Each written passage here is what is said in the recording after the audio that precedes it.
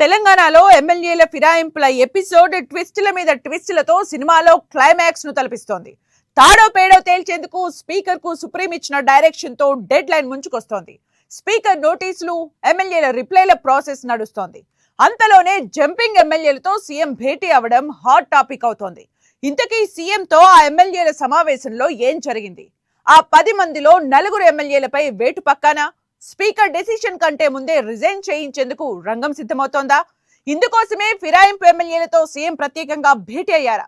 Jubilee hills results ను బట్టి మిగతా బైపోల్స్ కు ప్లాన్ చేస్తున్నారా?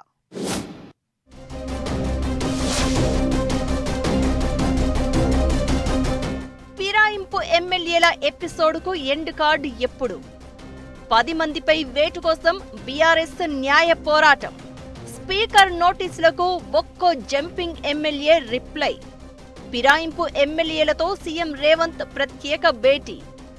బీఆర్ఎస్ లోనే ఉన్నామంటున్న ఒకరిద్దరు ఎమ్మెల్యేలు.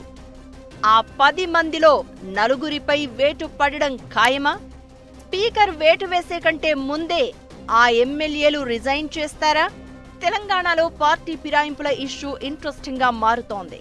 బీఆర్ఎస్ పార్టీ కారు గుర్తుపై గెలిచి ఆ తర్వాత అధికార కాంగ్రెస్ గూటికి చేరిన 10 మంది ఎమ్మెల్యేలపై వేటు కోసం బీఆర్ఎస్ న్యాయ పోరాటం చేస్తోంది.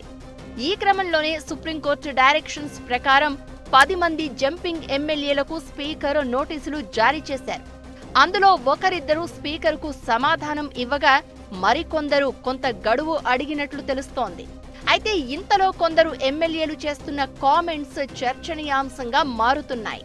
బీఆర్ఎస్ లోనే ఉన్నాను అని గద్వాల ఎమ్మెల్యే కృష్ణమోహన్ రెడ్డి అంటూ ఉంటే, నియోజకవర్గ అభివృద్ధి కోసమే కాంగ్రెస్ వెంట నడుస్తున్నట్లు చెప్పుకొస్తున్నారట భద్రాచలం ఎమ్మెల్యే తెల్లం వెంకట్రావు. ఇక కడియం శ్రీహరి అయితే ఏ పార్టీలో ఉన్నా అనుకుంటే ఆ పార్టీలోనే ఉన్నట్లు అంటూ సమాధానం దాటవేయడం చర్చకు దారితీస్తుంది. ఇక దానం నాగేందర్, పోచారం శ్రీనివాస్ రెడ్డి అయితే అనర్హత వేటుపై పెద్దగా రియాక్ట్ కావడం లేదు. స్పీకర్ తీసుకునే నిర్ణయానికి కట్టుబడి ఉంటామంటున్నారు.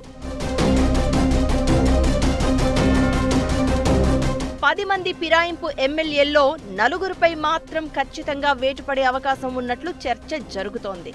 బీఆర్ఎస్ గుర్తు మీద గెలిచి కాంగ్రెస్ లోకి ఫిరాయించిన 10 మంది ఎమ్మెల్యేలలో కొందరు పార్టీ మారినట్టు భౌతిక, సాంకేతిక ఆధారాలు ఉండడంతో వారిపై వేటు తప్పదని అంటున్నారు. స్టేషన్ ఘన్పూర్ ఎమ్మెల్యే కడియం శ్రీహరి తన కూతురు కడియం కావ్య కాంగ్రెస్ ఎంపీ క్యాండిడేట్ గా పోటీ చేసినప్పుడు ఆ నామినేషన్ పత్రం మీద సంతకం చేశారని అంటున్నారు. ఖైరతాబాద్ ఎమ్మెల్యే దానం నాగేందర్ అయితే కాంగ్రెస్ ఎంపీ అభ్యర్థిగా పోటీ చేశారు.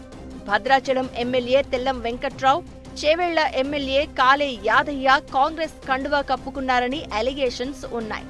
పోచారం శ్రీనివాస్ రెడ్డి కూడా ప్రభుత్వ సలహాదారుగా ఉన్నారు. దీంతో వీరిపై స్పీకర్ వేటు వేయక తప్పదని వాదన వినిపిస్తోంది.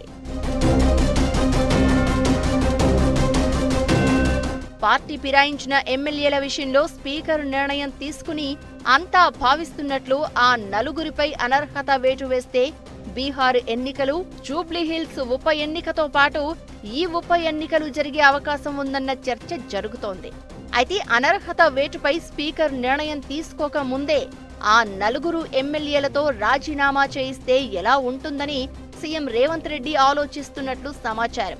స్పీకర్ నిర్ణయం తీసుకోవడానికి అక్టోబర్ 31 వరకు సమయం ఉంది కాబట్టి స్పీకర్ వారిపై వేటు వేసే కంటే ముందే రిజైన్ చేయించడం ద్వారా కొంత సానుకూలత వ్యక్తమవుతుందని సీఎం రేవంత్ భావిస్తున్నట్లు తెలుస్తోంది. అలా ముందుగా ఎమ్మెల్యేలతో రిజైన్ చేయిస్తే కొంత సింపతి వస్తుందని అంచనా వేస్తున్నారట. అయితే ఆ 4 రాజీనామా చేయించే విషయంలో కూడా ఆచితూచి వ్యవహరించాలి అనుకుంటున్నారట. ఇప్పుడు వారితో రిజైన్ చేయిస్తే జూబ్లీ హిల్స్ తో పాటు ఆ 4 సీట్లకు బైపోల్స్ వచ్చే అవకాశం ఉంది.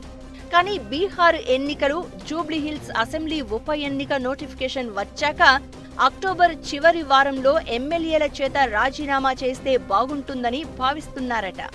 అలా అయితే జూబ్లీ హిల్స్ బైపోల్ జరిగిన తర్వాత మరో 6 నెలలకు ఉప ఎన్నికలు వస్తాయని అంచనా వేసి అందుకు తగ్గట్లుగా పొలిటికల్ డిసిషన్స్ తీసుకోవాలి అనేది రేవంత్ వ్యూహం అంటున్నారు.